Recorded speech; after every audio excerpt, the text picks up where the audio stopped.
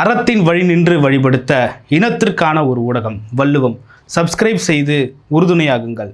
பொருளாதாரம் கொடுத்து பெருந்துணையாகுங்கள். Beginner Space Construction and Interior, Lakshmipuram, Tirunendravoor. For contact 63851 63766. வள்ளுவம் நேயர்களுக்கு வணக்கம். அரசியல் பேசு நிகழ்ச்சிக்கு உங்களை வரவேற்பதில் மகிழ்ச்சி. என்று நம்மோடு இணைந்திருக்கிறார் மூத்த பத்திரிகையாளர் திரு கோட்டீஸ்வரன் அவர்கள். சார் வணக்கம். சார் வணக்கம். நேயர்களுக்கு அன்பு வணக்கம். நல்லா இருக்கீங்களா சார்? நல்லா இருக்கு. முதல்வர் விஜய் இந்த போராட்டத்துக்கு வாயிலாக ஒரு வாய் திறக்கலன்னு சொல்லிட்டு எல்லா அரசியல் கட்சி தலைவர்களும் பேசிட்டே வராங்க. 2வது முறையா அமைச்சர்களோடு படம் பார்க்க போறேன், ஜனநாயகம் படம் பார்க்க போறேன்னு சொல்லிட்டு ஒரு செய்திகளை தான் சொல்லிட்டு இருக்காங்க. எப்படி எடுத்துக்கலாங்க? சரி, யார் யாருக்கு எது பிடிக்குதோ அதை பண்ணுவாங்க. அதெல்லாம் நம்ம போய் கேட்கக்கூடாது. இப்போ 12 மணிக்கு ஒருத்தருக்கு பீச்சுக்கு போகணும்னு தோணுன்னா பீச்சுக்கு போவார். ஓகே. 2 மணிக்கு ஐஸ்கிரீம் சாப்பிடணும்னு தோணா 2 மணிக்கு ஐஸ்கிரீம் சாப்பிடுவாங்க. அவருக்கு பிடிச்சது அவர் பண்ணுறாரு. உங்களுக்கு என்ன பிரச்சனை அதில்? அபிஜித் தீபிகாவுக்கு அரசியல் பண்ண பிடிக்குது, அரசியல் பண்ணுகிறாப்புல 30 வயசில். எங்களுக்கு இது பிடிக்குது, நாங்கள் இதை பண்ணுறோம். ரிசல்ட்டுன்னு பார்க்கும்போது அதை விட நாங்கள் பெரிய கட்சி இல்லை. 2.25 வருஷத்தில் அந்த ஏரியா, இந்த ஏரியா, ஆல் ஏரியா, எல்லா ஏரியா நாங்கள் முதலமைச்சர் ஆகிட்டோம்ல. முதலமைச்சர் ஆகிட்டு நாங்கள் என்ன பண்ணுறோம்? பாரதிய ஜனதா கட்சிக்கு ஃப்ரெண்ட்லியாக இருக்கிறோம். அவங்க எதுவுமே ஆகும், பாரதிய ஜனதா கட்சி லைட்டாக எதுக்குறாங்க, அவ்வளோதான் வித்தியாசம். மற்றபடி வி ஹேவ் பெட்டர் ரெக்கார்ட்ஸ். அதனால் ஒரு அவருக்கு தோன்றது தான் அவர் பண்ணுவார். பத்திரிகையாளர் கேட்குறதுக்குலாம் அவர் பண்ணுறதுக்கெலாம் கட்சிக்கு வரல. நீங்களாம் வந்து ஒரு பொருளே கிடையாது. அதான் நான் உட்பட நம்மளாம் பொருளே கிடையாது. எங்கள் பிளாட்ஃபார்மில் தானே நிற்க வைக்கிறாங்க நம்மளை. ஏன்னா முதல்வர் நிகழ்ச்சின்னா முன்னாடிலாம் வந்து சேர் போடுவாங்க, கொஞ்சம் கௌரவமாக உள்ளே உட்காரங்கன்னுவாங்க. ஒரு 2 பிஆர்ஓ இருப்பாங்க, 2 ஏபிஆராக இருப்பாங்க. போனோன்னா சார் தண்ணி எதனா வேணுமா, இந்தாங்க ப்ரெஸ் ரிலீஸ் பிடிங்க. அப்புறம் ஒரு 4 அமைச்சர் அந்த பக்கம் ஒரு வணக்கம் வைப்பார்.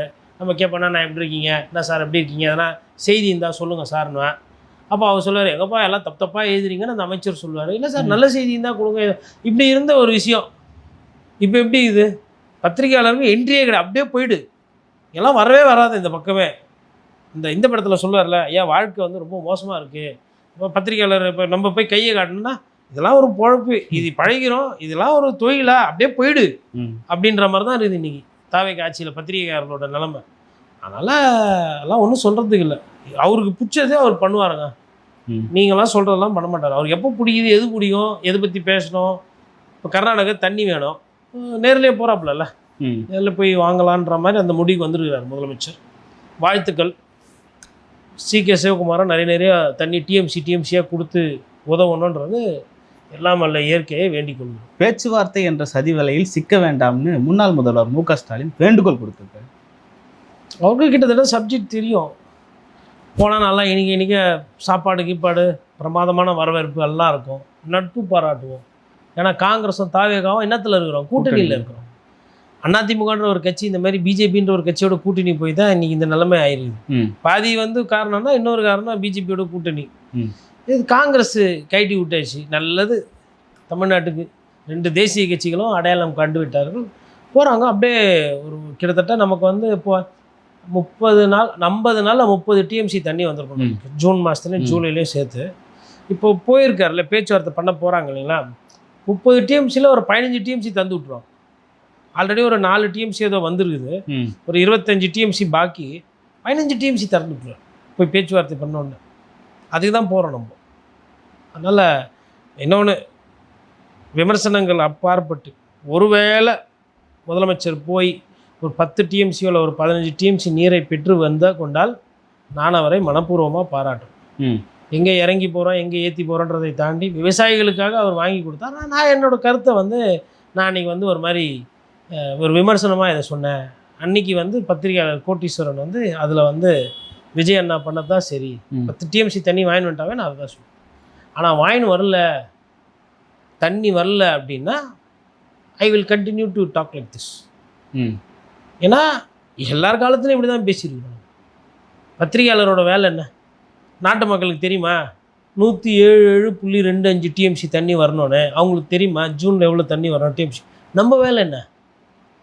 எவ்வளோ தண்ணி, ஹாரங்கி எங்கே இருக்குது, கபினி எங்கே இருக்குது, அது அப்படியே கீழே வரும்போது தலகாவேரியிலேருந்து அப்படியே வருது. அதுக்கப்புறமா நமக்கு வந்து ஒகேனக்கல் வருது, ஒகேனக்கல்லேருந்து அப்படியே கீழே போகுது, அப்புறம் வந்து முக்கொம்பு வருது கரூருக்கு கீழே, அதுக்கப்புறம் அப்படியே பிரியுது. அதெல்லாம் சொல்லணும்ல, அதுதான் நம்ம இருக்கிறோம். அதனால் போகட்டும், வாழ்த்துக்கள். முதலமைச்சர் வந்து அவருக்கு இதெல்லாம் கொஞ்சம் பார்த்துருக்கிறாருல. அவர் ஒரு டேர்ம் துணை முதல்வராக இருந்திருக்காரு, ஒரு டேர்ம் முதலமைச்சராக இருந்திருக்காரு, பார்த்துருக்காரு. எடப்பாடி பழனிசாமி கூட இந்த மாதிரி விஷயத்துக்கெலாம் வந்து கோர்ட்டுக்கு தான் போவாங்க மோஸ்ட்லி. இவர் ஸ்டாரு நம்ம சார். அதனால் மேபி ஒரு முதலமைச்சரே ஒரு ஸ்டாராக ஒரு முதலமைச்சராகி போகிறாருன்னும் போது மேபி அவங்க எப்படி நடந்துக்கிறாங்கன்னு பார்ப்போம். எம்ஜிஆர் பாணியில் போகிறாருன்றாங்க. இதுதான் பிரச்சனை. எம்ஜிஆர் போனால் காரியத்தை முடிச்சுன்னு வந்தார். எம்ஜிஆரோட பிராண்ட் வேல்யூ வேறு. நீங்கள் எம்ஜிஆர்னா ஒரு நடிகர்னு நினைக்கிறீங்களா எல்லாரும்? அவர் ஒரு நடிகர், இவர் ஒரு நடிகர், அதனால MGR. MGR is a different personality. MGR is more then actor. அது புரியவே மாட்டேங்குது இவங்களுக்கு. எம்ஜிஆர் வந்து நடிகரோ வெறும் அரசியல்வாதியோ அல்ல. ரஜினி சார் பாஷையில் சொல்லணும்னா அவர் ஒரு யுக புருஷர்ன்ற மாதிரி சொல்லுவாங்க. அப்படின்னா என்ன அர்த்தம்னா, he can do magics not only for his own people, even for others. நீங்கள் மேஜிக் பண்ணுறது உங்கள் பீப்புளுக்கு ஒண்டி தான். டெல்லி பிரதிநிதியாக அவர் என்ன சினிமா ப்ரொடியூசர் ஆகினாரா? எதுக்கு யார் யாருக்கு என்னென்னன்றது அவருக்கு தெரியாது. அவர் வந்து என்னைக்குன்னா வந்து வருமானம் வந்தது, வருமான வரி கட்ட மாட்டேன்னு எதனா அடம்பிச்சாரா? கோர்ட்டுக்கு போனாரா? சொத்தை வந்து யாருன்னா எழுதி வைக்க மாட்டேன் இல்லாதப்பட்டவங்க தானே கொடுத்தாரு. எந்த வகையில் எப்படி பார்த்தா எம்ஜிஆர் வழியில் எனக்கு தெரில. அதனால் வந்து அவங்கவுங்க வழி. விஜய் சார் விஜய் வழியில் போகிறாரு வச்சுக்கோங்க. எம்ஜிஆர் வழியில் அதில் எனக்கு கருத்து வேறுபாடு. அதில் அந்த கருத்தோடு நான் ஒற்று போவதில்லை. ஒருவேளை தண்ணி கிடைக்காம வந்தால் அப்போ என்ன சொல்வீங்க? எம்ஜிஆர் மாதிரி போனார், நம்பியார் மாதிரி திருப்பி வந்தார் சொல்வீங்களா? சொல்ல மாட்டீங்கல்ல.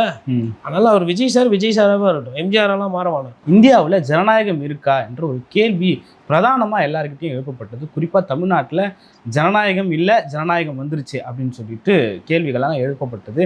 இப்போது ராஜினாமா செஞ்சதுக்கு பிறகு ஜனநாயகம் நிலைநாட்டப்பட்டிருக்கா என்ற ஒரு கேள்வியும் இருக்குது. இல்லைங்க, அதாவது நம்ம வரலாறு கொஞ்சம் சேர்த்து பார்க்கணும்.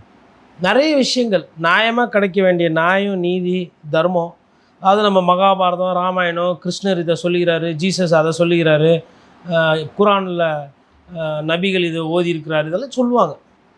ஆனால் இதை பேசுகிறவங்க தான் இதுக்கெல்லாம் நேர் எதிராக நடந்துக்குவாங்க. தன்னோட சொந்த மக்கள்கிட்ட அல்பத்தனமாக நடந்துக்குவாங்க. தப்பு அரசு மீது இருக்கா, மக்கள் மீது இருக்காதுன்னு பார்க்குறதே கிடையாது. அரசுனா தப்பே செய்யாது, அப்படி ஒரு நடப்பு. அரசுனா தப்பே எப்பயுமே மக்கள் மீது தான் தப்பு இருக்கும். இப்படி தான் இவங்க ஆட்சி செய்கிற லட்சணம். இது எந்த கட்சி இருந்தாலும் இப்படி தான் இருக்குது. வெள்ளைக்காரன் பீரியடில் இருந்தப்போ போலீஸ் எதுக்கு? நாட்டை பாதுகாக்கிறதுக்கு கிடையாது, ஃபஸ்ட்டு அவங்கள பாதுகாக்கிறதுக்கு. அதனால தான் கேட்பாங்க நீதித்துறையில் இருக்கிறவங்க, இல்லை சமூக போராட்டம், இதெல்லாம் போலீஸ் ஸ்டேட்டான்னு கேட்பாங்க. அப்படின்னா என்ன அர்த்தம்? ஓ, காக்கி சட்டை வைக்கிறதா சட்டமா, போலீஸ் ஸ்டேட்டான்னு கேட்பாங்க. அவங்களுக்கு ஆட்சியில் இருக்கிறவங்க ஆமாம் அப்படின்னு சொல்லணும்னு ஆசையாக இருக்கும். ஆனால் ஆமாம் அப்படி போலீஸ் ஸ்டேட்டுன்னு சொல்லிட்டா அத்த மாதிரி ஜனங்க ஓட்டு போட மாட்டாங்க. அந்த ஒத்த பயத்துக்காக மனசுக்குள்ளே போலீஸை நினச்சிக்கிட்டு காவல்துறை இருக்குது நம்ம பார்த்துக்கலாம் அப்படின்னு அந்த இருமாப்பை மனசுக்குள்ளே வச்சுக்கிட்டு, அந்த தைரியத்தை வச்சுக்கிட்டு வெளியில் வந்து இல்லை பொதுமக்களுக்காக தான் ஆட்சி, பொதுமக்களுக்காக தான் காவல்துறை வந்து உங்கள் நண்பன் அப்படின்னா. ஆனால் காவல்துறை அது எந்த மாநிலமாக இருந்தாலும் சரி, கொஞ்சம் கண்ணு அசைந்திங்கன்னா ஏவல் துறையாக மாறிடும். அப்படி ஏவல் துறையாக மாறி தான் தன்னுடைய சொந்த மக்களை லட்டி எடுத்து டியர் கேஸை போட்டு அடின்னு வச்சு ஆணியெல்லாம் சொருவி வச்சதாக காட்டுறாங்க. அசிங்கமாக இல்லை உங்களுக்குலாம்? ஒரு மாணவன் 23, 24 வயசில் சினிமா தேட்டரில் போய் உக்காந்துக்கிட்டோ, இல்லை பாரில் போய் பப்பில் போய் குச்சிக்கிட்டு டான்ஸ் ஆடல, இல்லை இந்த குரங்குங்கள்லாம் நிறைய பண்ணதில்ல, வீலிங் ரோட்டில் இப்படி பண்ணி டிக்டாக்கு வீடியோ வைரலு ஊன்னு கத்தின்னு ஓடுறது, ஊழையிடுறது, நரி மாதிரியே முடி வெட்டின்னு சேட்டை பண்ணுறது, இது மாதிரி எதனா பார்த்திக்காங்க. எல்லாம் அறிவாளிங்க. எல்லாம் வாழ்க்கையை பற்றின புரிதல் இந்த வயசில் இருக்குது. வாழ்க்கைக்கு இது தேவைன்னு தோணி இருக்குதுல்ல அவனுக்கு. டூர் போகிறேன், பிக்னிக் போகிறேன், செல்ஃபி எடுத்துக்கிறேன், இது மாதிரியா காட்சி பார்த்தோம். ஆக எனக்கு ரொம்ப ஆச்சரியமான ஒரு விஷயம் என்னென்னா, அந்த போராட்டத்தில் இங்கே சென்னையிலையுமே நான் எல்லா இடத்துலையும் போய் பார்க்குறேன், இந்த செல்ஃபி எடுக்கிறது, ஃபோட்டோ எடுக்கிறதே கிடையாதுங்க. அது ரொம்ப நிறைவாக இருந்தது. செல்ஃபோனும் இருக்குது, இந்த ஃபோட்டோ பைத்தியங்களே கிடையாது.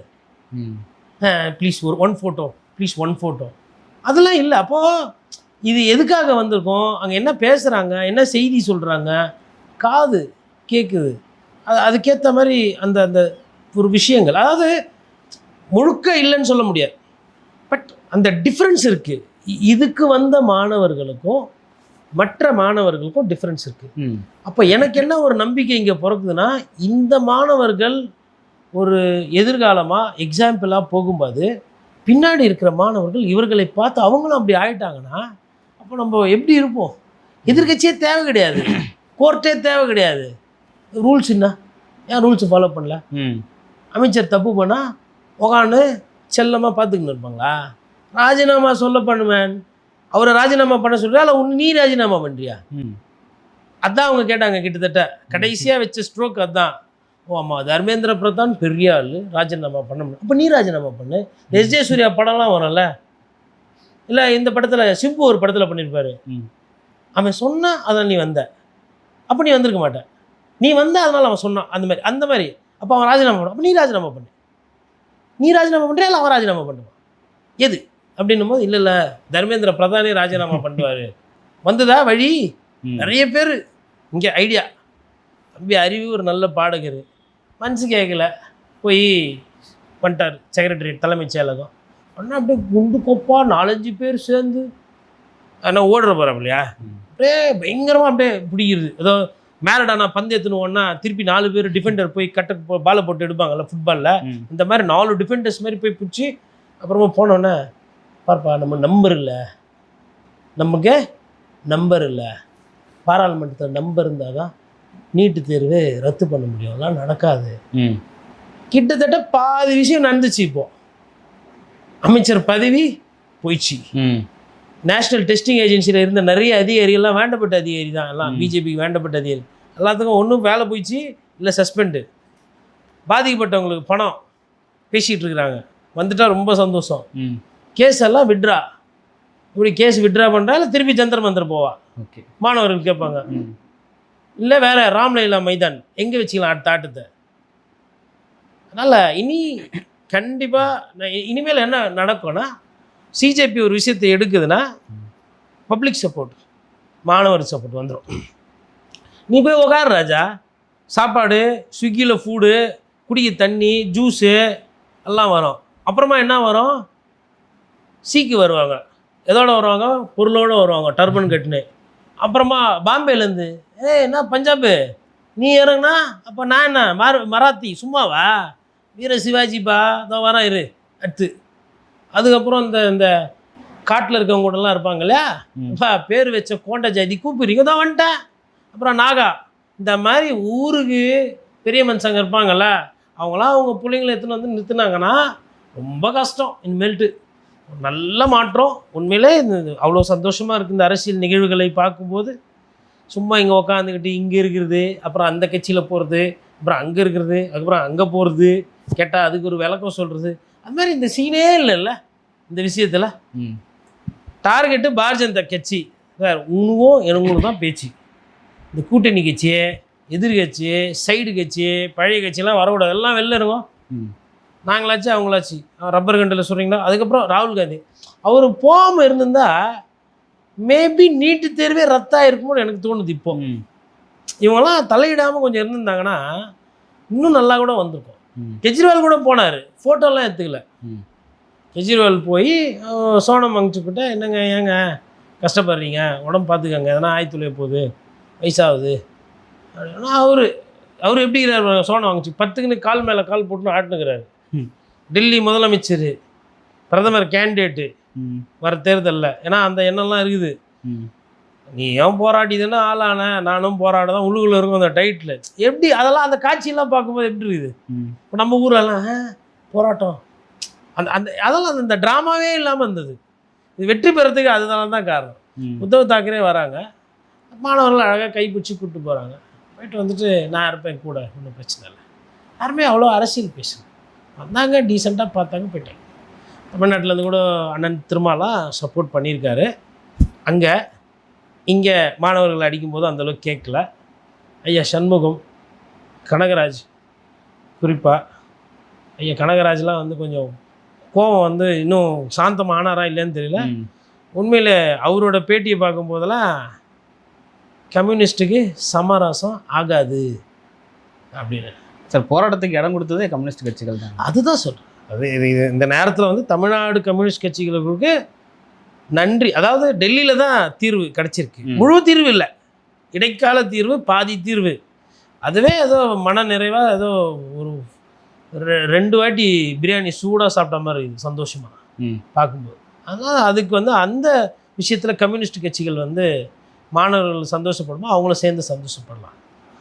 குறிப்பாக எஸ்எஃப்ஐ, டிஒய்எஃப்ஐ வந்து இது. அப்புறம் இன்னொரு தாவேகா, அதுதான் ஆக்சுவலாக எனக்கு கேட்டால் ஒரிஜினல் தமிழக வாழ்வு உரிமை கட்சி தாவேகா, ஃபஸ்ட்டு வந்த தாவேகா. அவங்க கூட கட்சி அலுவலகத்துக்கு கொடுத்து மாணவர்கள் வந்து போராட்டம் பண்ணுங்க, மாணவர்களுக்கு வரவங்களுக்கு எதனா தேவை இருந்தால், யார் வேல்முருகன் அவர்கள் பண்ருட்டி எம்எல்ஏ எக்ஸ்எம்எல்ஏ பண்ணியிருக்கிறார். ஆனால் இவ்வளோ பெரிய ஃபேன் ஃபாலோவர்ஸுங்கிற தாவேக்கா எதுவுமே பண்ணலையே. அதனால் இந்த பெரிய ஆளுகின்ற தாவேக்கா அந்த சிறிய தாவேக்காவிடம் போராட்ட குணம் பற்றியும் மக்களோட மனநிலை எப்படி புரிஞ்சுக்கின்னு அதுக்கேற்ற மாதிரி அரசியல் பண்ணுறதுன்னு கொஞ்சம் போய் கோயம்பேட்டில் தான் இருக்குது அவங்க ஆஃபீஸு, அங்கே போய் கூட பார்த்துக்கலாம். இல்லை அவர் அனைவரும் பண்ருட்டியில் இருப்பார்னு நினைக்கிறேன் வேல்முருகன். அவர்கிட்ட கூப்பிட்டா எப்படிங்க, எப்படி இது பிஜேபி எது இருக்குது, இப்படி அது என்ன சப்ஜெக்ட் அது அப்படி கேட்கலாம்.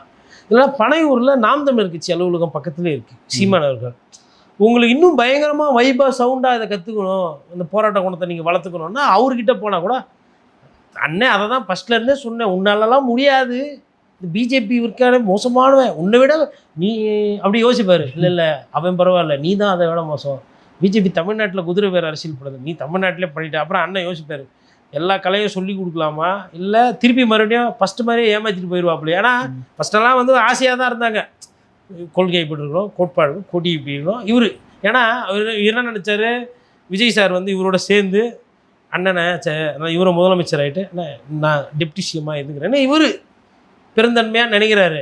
ஆனால் பட்டநாமம் ஃபஸ்ட்டு ஆரம்பித்ததே தாவேகா ஒரு கட்சியை ஏமாத்துறது தமிழக வெற்றி கழகம் நாம் தமிழர் கட்சியிலேருந்து ஆரம்பிக்கிறாங்க. அப்படி பழக வேண்டியது நல்லா பழகிட்டு அப்புறம் நட்டாத்தில் விட்டுருது. அப்புறமா அடுத்த கட்சி கூட்டணி உங்கள் கூட தான், அப்புறம் இன்னொரு கட்சி வரும் கூட்டணி உங்கள் கூட தான். இப்படி எல்லாருக்கிட்டையும் கதை கேட்டு பிஜேபி எதிர்ப்பு பிஜேபி கூடவும் பேசிக்கிறாங்க, கடைசியாக தான் வருது. அப்புறம் ஜெயிச்சதுக்கு பிறகும் பேசியிருக்காங்க பிஜேபி கூட. நயினார் சொன்னார், நான் சொல்லிட்டா நீங்கள் யார்கிட்டலாம் பேசினீங்கன்னு, சிடிஆர் நிர்மல்குமார் யார்கிட்டலாம் கெஞ்சினார், நான் சொல்லிட்டானார். ஒரு வார்த்தை பேசலையே திருப்பி இது வரணும். அந்த நட்பு அந்த நன்றி விசுவாசம் இன்னைக்கு போராட்டம் வரலாம் இருக்கு. இல்லைன்னா வேற என்ன? பிஜேபி தர்மேந்திர பிரதான் யாரு, உங்கள் கட்சி கொள்கை பரப்பு செயலாரா, இல்லை புஷியானந்துக்கு அவரு என்ன ஒன்று விட்டு சித்தப்பா வகைரா முறையா, அவரை ராஜினாமா பண்ண சொல்லி போராட்டம் பண்ணுறாங்க. அங்கே அந்த மாணவர்களுக்கு சப்போர்ட் பண்ணி மொத்தமாக நீட் இல்லைன்னா நல்லாயிருக்கும், நீட்டும் வேணாம் அப்படின்னு இங்கே போராட்டம் பண்ணாங்க. இப்போ காவல்துறைக்கு என்ன வேலை? போக்குவரத்து நெரிசல் இப்போ சொல்கிறாங்க, போக்குவரத்து நெரிசல் ஆகுது சாலையிலண்ணா, எங்கள் ஏரியாவுக்கு வர சொல்லுங்க, வேப்பேரி, சவுகார்பேட், கொண்டித்தோப், 7 Mills, இந்த வட இந்தியாவில் இருக்கிறவங்களாம் திருமண நிகழ்ச்சி பண்ணுவாங்க. இந்த ஒட்டகத்துக்கு மேலாம் உட்காந்து ஹிந்தியில் பாட்டு ஆடின்னு டான்ஸ் ஆடின்னு போவாங்க. எவ்வளோ போக்குவரத்து பாதிக்குதுன்னு பார்க்க சொல்லுவோம்.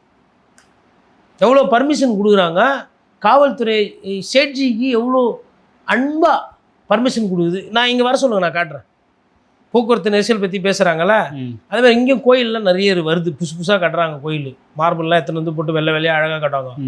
அவங்கள ஒரு சில நேரம் நிகழ்ச்சி நடத்தும் போது காவல்துறை எவ்வளோ பாதுகாப்பு கொடுக்குதுன்னு இந்த ஏரியா வந்து பார்க்க சொல்லுவாங்க. நான் சொன்ன அந்த மத்திய சென்னையில் மையமாக இருக்கக்கூடிய வட இந்தியர்கள் அதிகமாக இருக்கக்கூடிய இடத்துலலாம் வந்து இதெல்லாம் பார்க்க. அந்த ஊர் பேர் தெரியாமல் வந்தவாசி, திருவண்ணாமலை, டி நகரில், அப்புறம் அங்கேருந்து வந்த தமிழ் மாணவர்கள் உட்காந்து அங்கே போராட்டம்லாம் நிறைய பேர் பண்ணிகிட்டு இருந்தாங்க. அது வந்து உங்களுக்கு வந்து கொஞ்சம் கஷ்டமாக தெரியும். போக்குவரத்து நெரிசல் சாலை வந்து போராட்டத்துக்கு இல்லை, ஆனால் சாலையில் ரோட் ஷோ பண்ணலாம், சாலையில் வந்துட்டு நம்ம வண்டியில் போகும்போது எல்லாம் செல்ஃபி போட்டு எதுன்னு பாட்டு போட்டுன்னு ரீல்ஸ் போடலாம், சாலையில் வந்து குரங்கு மாதிரி தாவலாம், சாலையில் வந்து 8 மணி நேரம் நம்ம தலைவர் வரத்துக்கு முன்னாடியே சாலையை வந்து நின்று ஆக்கிரமிப்பு பண்ணலாம், வேறு யாருக்கும் வழி இல்லாமல். போக்குவரத்து நெரிசல் வந்து அரை நாள் ஆகிற அளவுக்குலாம் பண்ணலாம், அதெல்லாம் கரெக்ட். போராட்டம் பண்ணலாம், அதை பொதுக்கூட்டம் போடலாம், சாலையில் நின்று பேசலாம், செய்கை காட்டலாம், அதெல்லாம் பண்ணலாம். ஆனால் மாணவர் பிரச்சனைக்காகவோ அதுவும் குறிப்பாக மத்திய அரசு எதிர்த்து யாரும் அதுவும் பண்ணக்கூடாது. இதுதான் நம்ம இப்போ பார்த்த விஷயங்கள் எல்லாம் வந்து ஒரு புதுசாக இருக்குது, எதிர்பார்க்கல நான், பட் நடந்துச்சு. ஓகே சார், ஜென்சிக்களோட தாக்கம் என்பது இந்தியா முழுமைக்குமே இருக்குது. ஒரு பக்கம் போராட்ட குணத்தோடு காங்கிரஸ் ஜனதா பார்ட்டியில் இருக்கிற ஜென்சிக்கள், இன்னொரு பக்கம் திரை அந்த இதுவோடு தாவேக்கால இருக்கிற ஜென்சிக்கள். உண்மையான ஜென்சிக்கள் யார் பக்கம் என்ற ஒரு கேள்வி இருக்குது சார். எனக்கு இந்த ஜென்சி வார்த்தை வந்து பெருசாக இல்லை, தமிழில் இளைஞர்கள் அப்படி கூப்பிட்றது தான் இன்னும் சரியாக இருக்குது. ஏன்னா உங்களுக்கு கொடிகாத்த குமரன் அப்போ வந்து அந்த வருஷத்தை சொல்லி ஜின்சி அது இது அப்படியெல்லாம் பேசலை நம்ம, மில்லியனல் அது இதெல்லாம். அன்றைக்கும் இளைஞர்கள் தான் கொடிகாத்த குமரன் பின்னாடி போனது அந்த வகையாரால். சுபாஷ் சந்திர போஸை நம்பி போனதும் இளைஞர்கள் தான், இன்றைக்கி போனதும் இளைஞர்கள் தான். அப்போ இந்த ஜென்சின்னா கொஞ்சம் கிளாஷ் ஆகுது, ரீல்ஸ் போட்டு வைப்பு பண்ணுறதும் அந்த டைட்டில் வருது, இதுவும் வருது. அதனால் நம்ம இவங்களை இளைஞர்கள் கூப்பிட்டுட்டோன்னா கரெக்டு. இளைய சமுதாயம் தெளிவாக இருக்குது, மொத்த சமுதாயம் சேர்த்த மாதிரி. அதனால் ஜென்சி வந்துங்க மோர் நாய்ஸ் லெஸ் ஒர்க்காக இருக்குது. நான் பார்த்தது இங்கே வட இந்தியாவில் தேர் ஃபார் பெட்டர். அதனால் வந்து அது மேபி தமிழ் சொல்லாடல்னால எனக்கு இளைஞர்கள் கூப்பிட்றது எனக்கு பிடிக்குதா அதிகமாக எனக்கு தெரியல. But if they want to be address themselves as Gen Z or they identify themselves as Gen Z, that's not a problem, that's not the issue.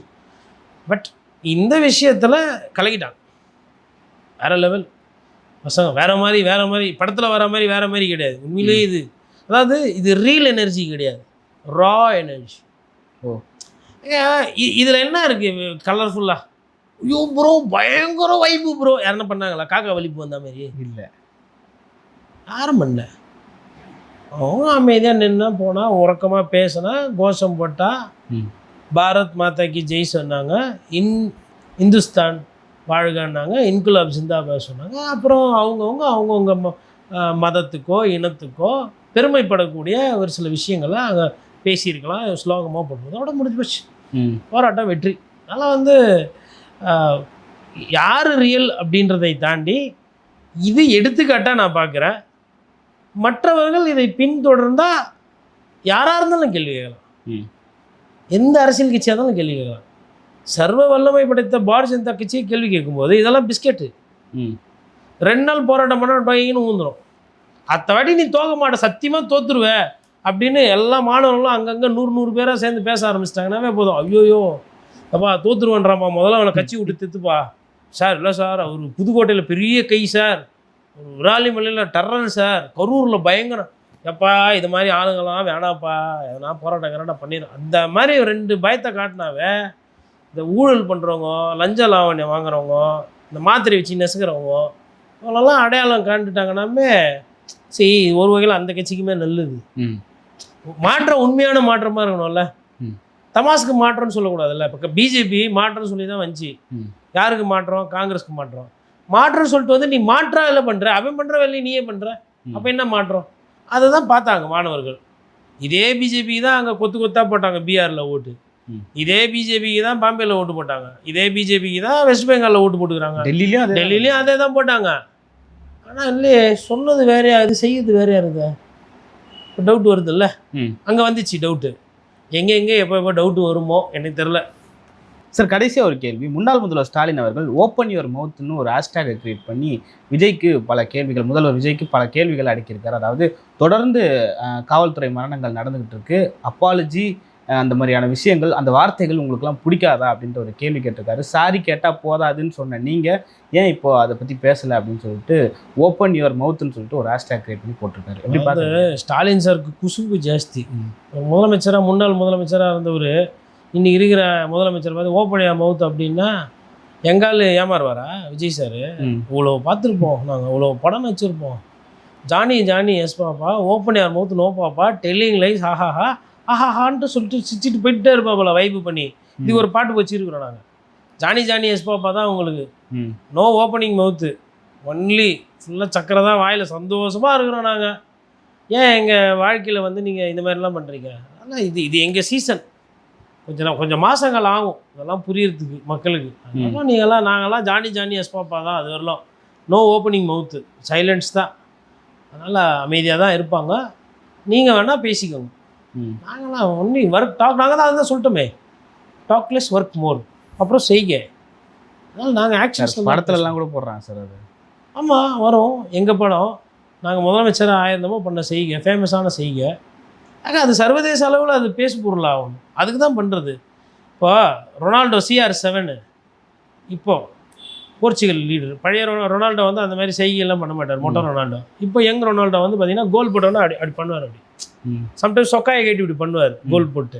அது மாதிரி செய்கைக்கு வந்து ஒரு சில செய்கைகள் வந்து உலகளாவியில் போகணும், அப்படி ஒரு செய்கை தான் இது. சார் ஆனால் அது முன்னாள் முதல்வர் ஸ்டாலினோட செய்கை சார். அவர் வந்து இப்படி பண்ணார், இவர் வந்து இப்படி பண்ணுறாரு. அதனால் செய்கைகள் தெரில. அதாவது அந்த காலத்தில் வந்து மொழியெல்லாம் பெருசாக வராதப்போ செய்கையெல்லாம் காட்டி இது பண்ணியிருந்தாங்க. ஊ அப்படின்னு கற்றுவாங்க. இந்த மலையிலேருந்து அந்த மலையிலேருந்து ஊ அப்படின்னு கம்யூனிகேட் பண்ணுவாங்க. அப்புறம் செய்கையெல்லாம் காட்டியிருந்தாங்க. திருப்பி கற்காலி காலத்துக்கு போயிடுவோமோ போனது பயமாக இருக்குது எனக்கு. இது நடுவில் வந்து எனக்கு வந்து என்னோடய ஹிஸ்ட்ரி வாத்தியார் ஐயா பால்ராஜ் காலம் சென்று விட்டார். அவர் சொல்லி கொடுத்த அந்த சைன் லாங்குவேஜ் வகுப்பு தான் வருது.